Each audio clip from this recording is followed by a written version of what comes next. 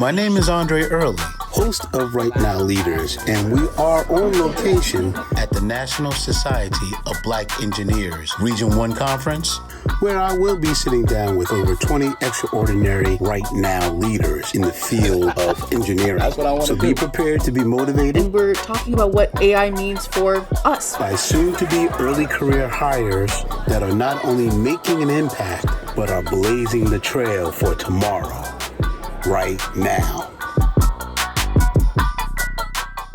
My name is Torrence Traynham. I am the founder and chief talent officer of the D9 Resume Exchange, where we connect amazing, phenomenal talent with amazing, phenomenal opportunities that make the most sense for their lives. Okay. I'm also the founder and executive director for the D9 Emerging Leaders Fellowship. I'm familiar with that. You are. You help us out a lot with that, actually. Well, we provide mentorship. Yes. We provide sponsorship as well as internship opportunities for our fellows. Gotcha. Yes, Question. A mutual friend / brother invited us to this conference. Yes. This Region 1 NSBE. Fall Regional Conference. Yes, sir. Where the theme is advancing STEM. Is it? It's not more fire? I've been seeing more fire. It's one fire, more fire. More fire. Yeah. Region 1. Shout out to NSBE. Shout out to NSBE. Love being here. NSBE. Love being here. What has your experience been, and what did you present on? Because I saw you earlier. I saw you briefly yesterday. Yes. And then I know you just finished up one. The second seminar, yes, sir. The first one yesterday was called Make Your Move, sort of how to engage recruiters. And so there's actual career fair taking place actually right now as we speak. That is correct. And so it's just in preparation on how you engage these employers / people, recruiters, hiring managers in those settings. And so we just had a wonderful time just sort of unpacking sort of just the quote unquote elevator pitch. Okay. Which is kind of a thing, but we kind of honed in on making that just a little bit more of a bold statement to actually get the employers to lean in a little bit more and say, well, what do you mean by that? So to your point, we noticed while we were here, and we're talking about these aspiring engineers, college students. Yep. One of the common threads, believe it or not, was LinkedIn. No question about it. It better be. LinkedIn better be a common thread at a professional event. Okay. That's all I'm saying. It's everything. Okay. And as we move deeper and deeper and deeper into a more of a digital age, that's one of the only ways recruiters are going to be able to engage with you. Gotcha. I'll say this to you. I said it to the students. Do you know the percentage of the amount of people who actually get employed just by visiting a website and applying to a role? The percentage of people who actually get a job using that strategy. I'm interested in that. 20%. It's that high? Right. But relatively speaking, we're told if you're interested in an opportunity, visit our website, take a look at the opportunity you're interested in, and apply for it if you qualify. Right. We'll see it. If you qualify, maybe we'll bring you in for an interview. That's not the case anymore. That's not the case. It's just not the case. You got to develop deeper strategies to be able to engage and connect with the decision makers. Okay. And it goes far beyond just applying and praying somebody calls you back. So that's some of the things we spoke about in our first session. Okay. What was the second session? I can go into it. Listen, I'm sorry. That was your job. I'll wait until you ask me what the second session was about. Kind sir? Yes, sir. Second session. Glad you asked. I'm gonna tell you, we had an amazing time talking about the different types of recruiters that you'll actually find in the marketplace. And so the first one, of course, is your corporate recruiter, only really focused on one company, only focused on hiring for one seat. And then you have folks like me who are like a third-party recruiter where we have multiple companies that we operate with and partner with multiple opportunities and really no limitations in terms of kind of the type of folks that we bring in because we've already kind of got that buy-in saying, hey, we're your plug to find amazing talent. So when we introduce you to them, it's basically our cosign saying, we've already spoken to you and we already know what you're looking for. Well, guess what? I found them. And so it kind of limits a lot of that grunt work that candidates have to go through just to connect with a decision maker. So how is this working with NSBE? Because the even though engineering is broad, it's still still specific. And the type of, and I'm not even gonna, I've just been in awe with the talent. No question. That That's why I'm here. No question about it. And I'm sitting here like, wow, you know what? So they need to snatch this person up right now. No question. So how your experience, and then how is it relatable, and how are we applying what we know? Yep. So we can take care and really look out for our younger generations. I can certainly say this about NSBE and NSBE students, but I can even make more of a broader sort of analysis. This next generation is different. Thank you. They're different. Thank They're you. thoughtful, they're intelligent, they're intentional, Intentional. and they have soul. Yes. They have a why. They really are grounded in, I think, a lot more different things than I guess how you and I were socialized. I mean, they care. And they don't just act like they care. They're moving with empathy. Correct. They're moving with intention. And I just get reinvigorated just being around it. I agree. Let alone being able to be in front of them and actually maybe drop some gems. But it truly is a two-way street. I mean, I'm doing more learning than I am teaching. That's why I love these environments. That's why I love conferences. And frankly, that's why I love NSBE. Okay. That sounded like a cheesy. It really did. It's true, it really though. did. But it's a nice cheesy endorsement for NSBE. It's true. You're meeting them. Listen, I've been watching you speak with these candidates since I got here. I like the way you always try to turn it back on me. It's the truth. But you know me. We're not going to do that. All right, I'm sorry. We're not going to do that. I'm going to try to be tempered. Try. Yeah. See, this is what. Okay. So, what's next? What can we do? What will we do? Not can we do. What are we going to do? One of the extraction points that I've been receiving from just interacting with a lot of the candidates or students here and being in those sessions, what I'm learning is, and it's such an oxymoron, but they don't know how to network. In around all of this. So to your point, though, it's funny because the guest that we recently had on, we're talking about the emotional component as relates to engineering and technology, right? Yo, dude, sir. Yes. How in the world, because they were raised on technology, right, with iPad or a tablet, and the emotional engagement is it needs to be worth it. It can sway from person to person, but I couldn't agree more. But I think in a large part, I don't want to necessarily, because I'm thinking about me when I was their age. I didn't have an iPad. I didn't have an iPhone or any of these other things, but I was still just as intimidated. I didn't recognize my why. I didn't understand why I should even be in a room. Not you. No question. Listen, man, what you see here comes from a lot of struggle, a lot of self-doubt, a lot of imposter syndrome, until I started to realize, man, you just got to be you. It ain't nothing else you can do but be you. You know what I mean? And so I'm finding that our young people feel a sense of intimidation because a title walked in a room or because a fancy suit walked in a room, and they feel a bit inferior. And what I'm learning is to kind of coach them through saying you're not inferior. In fact, they're here because of you. And I need you to kind of walk and act like it and sort of assume the confidence that really comes with preparation. And so we talked about what that preparation looks like and how to really build that confidence in any setting. I can't even front. I'm intimidated by them. In some ways I am too. No, that's a good one. Because the intellectual capability, and I'm like, wow, these young people are running circles around. I'll tell you this, I used to give presentations in front of college campus all day long. That's what I used to do at college as a campus recruiter. And you can feel like, I'm telling them what they need to know and this is what this is.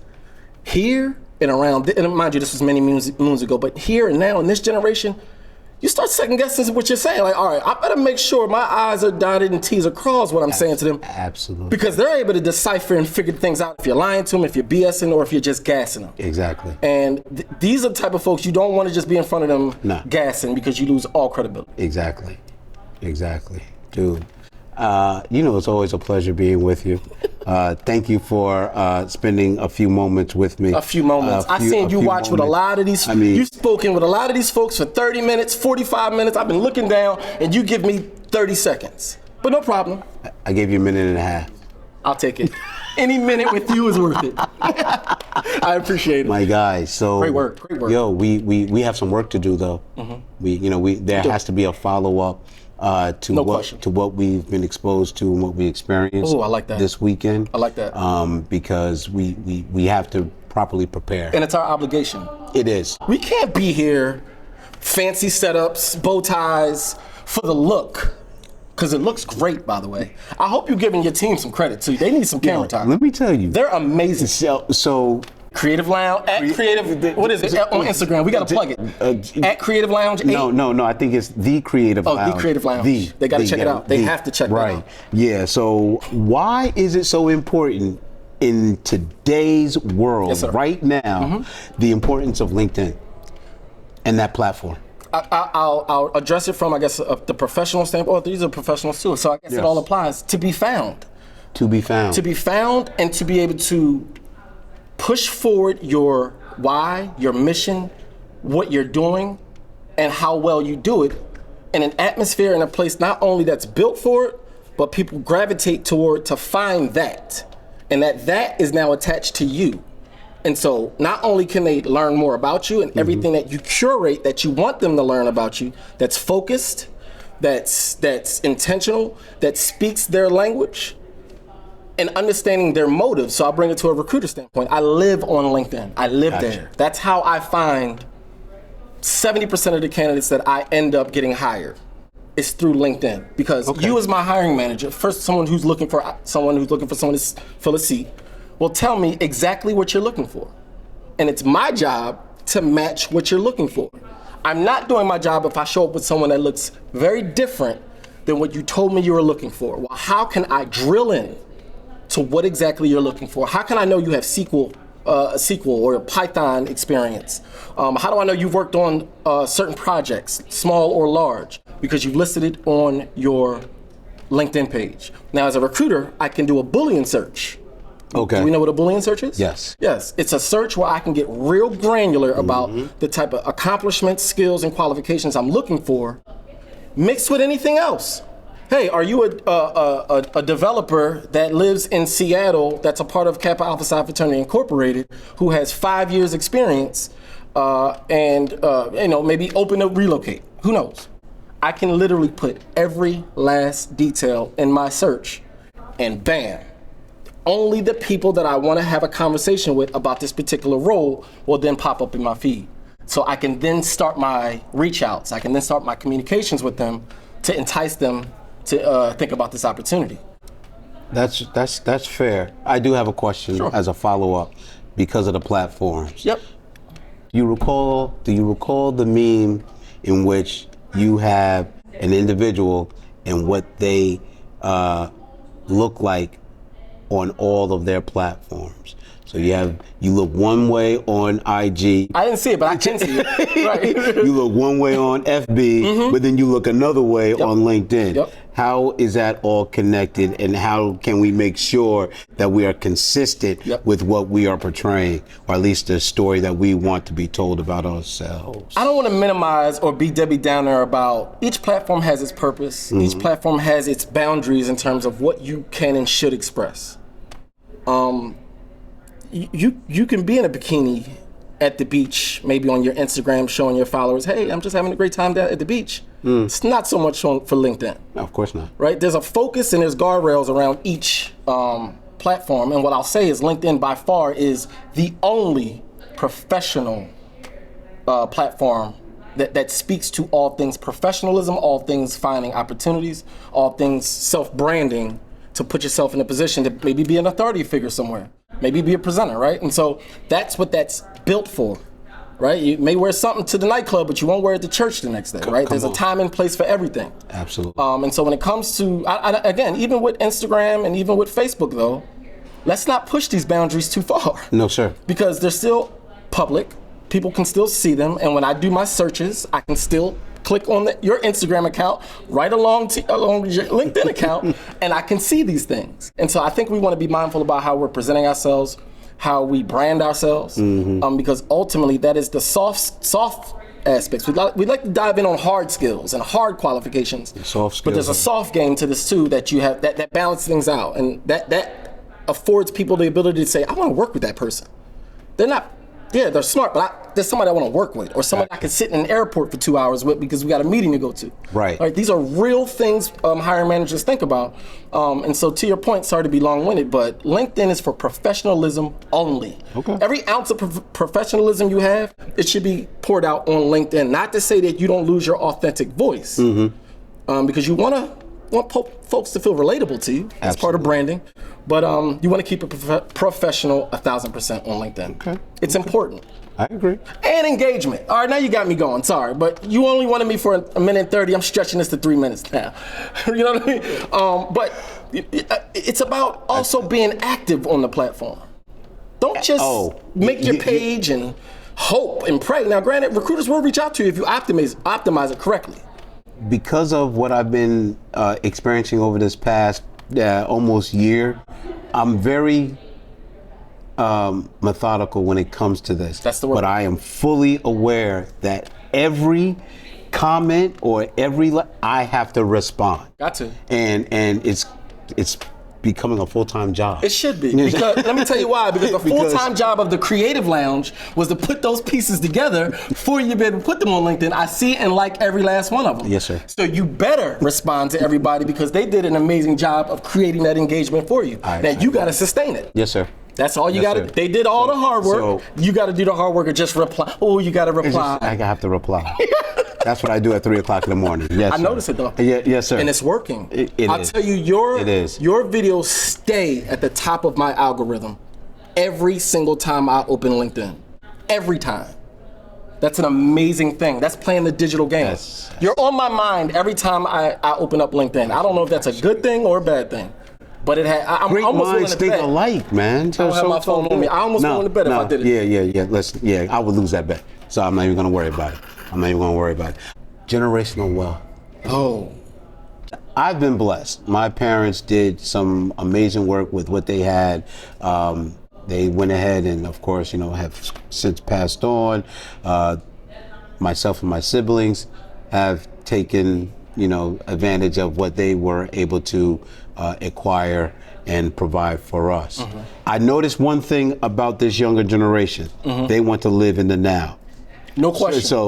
So instead of, and as opposed to my generation, Dad was like, no, you're going to stay here. You're going to work, save your money, because when you leave out, you're putting a down payment on your first property, your home. Why is it so important for us to realize that we need to own? I think that ownership breeds so much confidence. We could talk about physical assets, of course. That can lead to generational wealth with proper maintenance and management. But you started off by saying, based off what we're doing here and how that can translate into this idea of generational wealth. And my knee-jerk reaction was to start, we're getting people jobs. And those paychecks can turn into bigger paychecks, and ultimately they can save some of that money, and they can put down payments on assets like homes and things of that nature. But you open up the conversation, sort of grounding it in what we're doing here and right now. And one thing I can't help but to think about is the gems and knowledge that we're imparting in these individuals that can then take those skills and tools to not only make money, but make the connections that last, that can continue making them money. Okay. It's extremely important to me that we not have all the skills and abilities in our brains, but we have the ability to network those skills and network those abilities to other people, building our networks so that it's not as hard of a climb for us to have access to these opportunities, to have access to rooms where we have to present ourselves in certain ways. For me, it's really building that solid foundation and having these NSBE students understand that all you have is pretty much around you. You're around the same folks who are like mind. They're looking for opportunities just like you. So when they come across them, you're now part of a network that if it's not for them, guess what? They can refer it to you. Right. When they get that opportunity and they're inside the organization, they can feed you the insider information and make you do extremely well on that interview. And these are tools and skills that don't just last in the moment. These are skills that will last you a lifetime. And so what we're doing here, just having focused conversations, you with this beautiful setup, having conversations with a ton of NSBE students, it gives them, it makes them feel empowered. Wow, I feel seen. He actually wants to talk to me. And I think that goes an extremely long way in the psyche of our young people. When folks, a principal said this to me one day. He said, students recognize whether they're seen or not, whether you see them or not. They know if you've seen them or not. And I said, what are you talking about? He said, well, I can be walking down the hallway and totally ignore a student, but they know I know who they are. If I don't say something to them, that's the moment they don't feel seen by the authority walking down the hall. But it's insane when that authority takes the time to say, I see you, Dre, and keep it moving. And so it's intentionality about making sure you're allowing people to be seen. I think that's the primary thing I think we all want. But many of us don't necessarily receive it because too many of us who wear bow ties think we're just too good to say a quick word or something. Not necessarily you, no. But Appreciate that. I mean, you're having a ton of conversations with folks all day long. So clearly you're not the case. But so many others think that they're too good to be able to have just a conversation with someone. Hey, just letting them know that they see them. I know where I came from. I know what I've been through. So who am I? I'm no better than anybody else. But that's not what they think in their minds. They see the bow tie, they see the title, they see the fancy production. And all it takes is for you to say, I see you, man. For them to get that extra step to go on that career fair and do what they need to do. I want everyone to do just as I'm doing. I want them to own their brand. It's easier said than done. No. And that's why we're here to teach it to them. Yes, sir. Because it gives them that confidence, that why. You give them that why and you reaffirm that why, they're off to the races. They're off to the races. All right, I'm done. My 30 minutes is up. Sure. I'm never done. Blazing the trail for tomorrow, right now.